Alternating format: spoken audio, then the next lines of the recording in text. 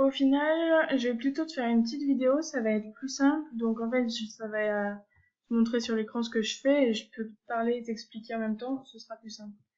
Donc dans ton exercice 1, la première question qu'on nous donne, c'est le pH d'une solution mère numéro 1 de concentration 10 puissance moins 3 mol par litre en ion H3O+.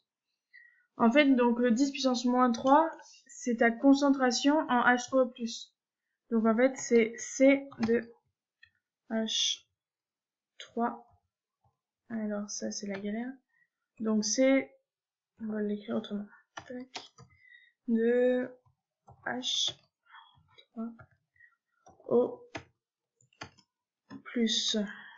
Ok, donc ça, c'est ta concentration. Et en fait, on la note aussi comme ça.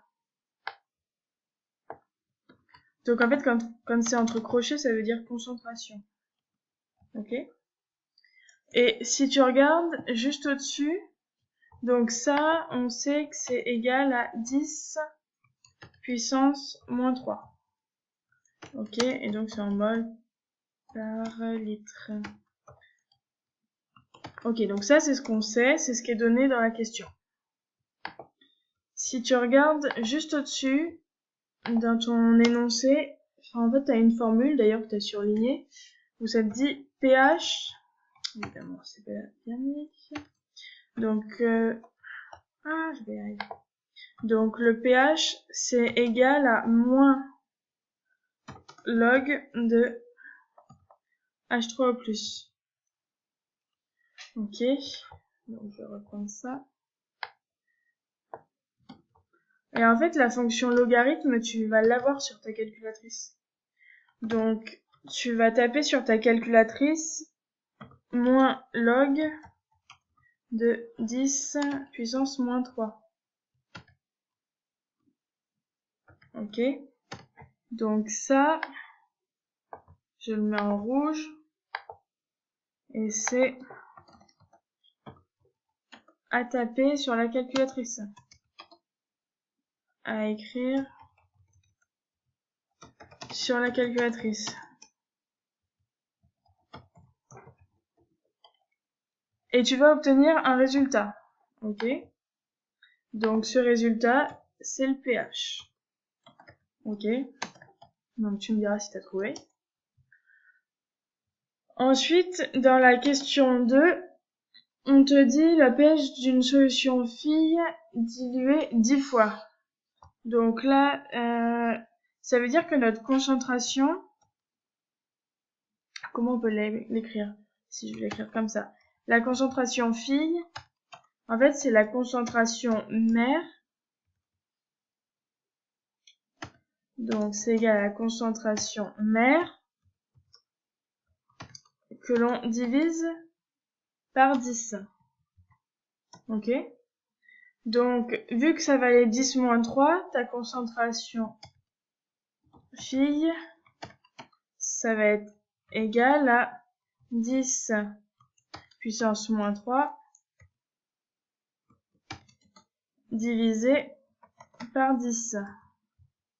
Donc ça, c'est pareil. Donc en fait, ce que je mets en rouge, c'est à écrire sur la calculatrice. Ok?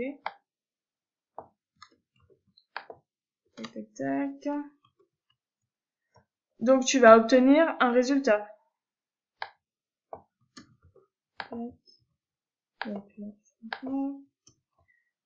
Ok? Ensuite, ce résultat, on refait la même chose. Donc on recalcule le pH. Donc c'est-à-dire, tu vas écrire moins log de la valeur que tu as trouvée juste avant. Et donc là, tu vas obtenir une valeur pour ton pH. Ok, donc ça, ce sera aussi à écrire sur la calculatrice. Ok? Pour la question 3, cette fois-ci, on dit que la solution mère, elle est 10 fois plus concentrée que la première solution. Donc je vais l'écrire C2. On te dit que c'est 10 fois C1.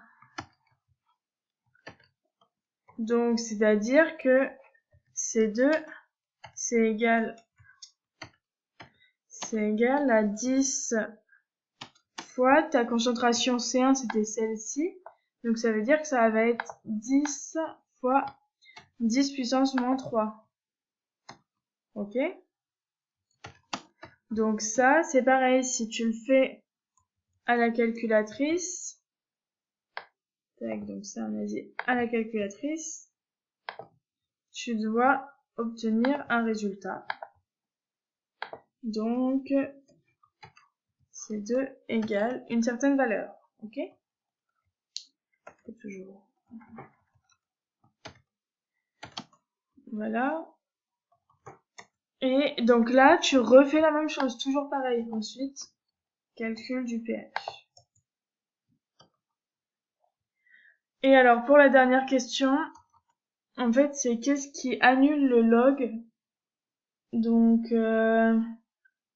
bon, ça, je vais te le donner. Donc, c'est la concentration en H3O+. Je te le démontrerai quand on se verra éventuellement. Donc, c'est égal à 10 puissance moins pH. Donc après, peut-être qu'il va vous l'expliquer, le pourquoi. Donc ça, déjà, c'est pour l'exercice 1. Ensuite, dans l'exercice 2, je sais plus lesquels tu as à faire. Hop. Exercice 2. Donc, et l'eau pure a un pH de 7. Cela révèle que l'eau pure, qu'on aurait pu croire exclusivement formée de molécules d'eau H2O, renferme quelle espèce chimique? Alors en fait, le pH, c'est ce qui nous donne la concentration en H3O+. Donc le pH nous donne la concentration en ion H3O+.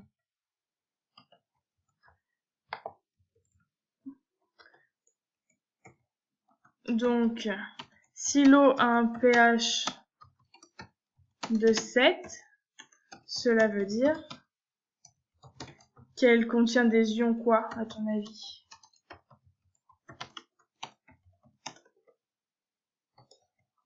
Et cherche pas compliqué, hein, c'est tout simple, la réponse est dans ce que je t'ai mis déjà.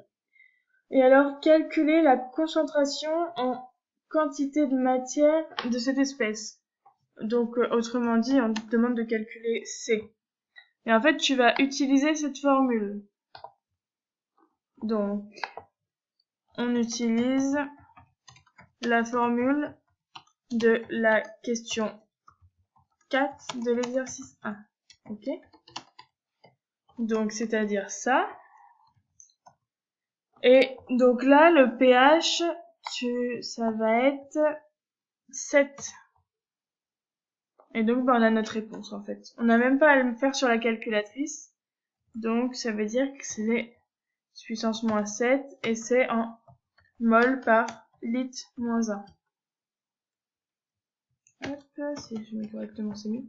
Ok, donc en fait, grâce à cette relation, tu écris juste ton pH. Tu as vu dans l'énoncé qui était de 7. Donc, ça veut dire que la concentration, elle est de 10 moins 7 mol par litre. Alors, et ensuite, je sais plus si c'était l'exercice 3. Alors, sachant que cette autoprotolyse de H2O produit les ions oxonium H3O+, et les ions hydroxyde HO-, écrivez l'équation de cette réaction et l'ajuster. Alors, tac.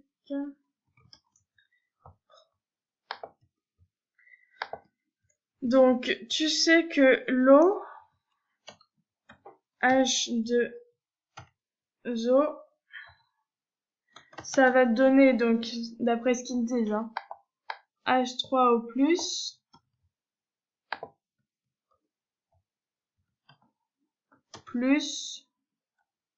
donc HO-. Donc ça, c'est ce qui t'est dit, en fait, la phrase, c'est ça qu'elle veut dire.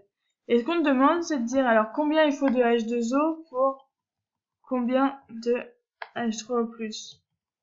Donc, tu vois, là, si on compte, bon, les plus et les moins, ça a l'air de s'équilibrer, ça a l'air d'être bon. Là, t'as 3 hydrogènes de ce côté-là, plus 1, on en a 4. Et les O, il y en a 2. Donc 4 hydrogènes, 2 oxygènes. Alors que là, t'as que 2 hydrogènes et 1 oxygène. Donc quel coefficient tu vas devoir mettre devant? Quel coefficient il faut mettre devant H2O? Donc voilà pour ça, j'espère que ça va t'aider un petit peu. Après, je voulais pas te donner les réponses directement, donc je... dis-moi si ça marche, si ça t'aide ou pas du tout, sinon je te donnerai des réponses.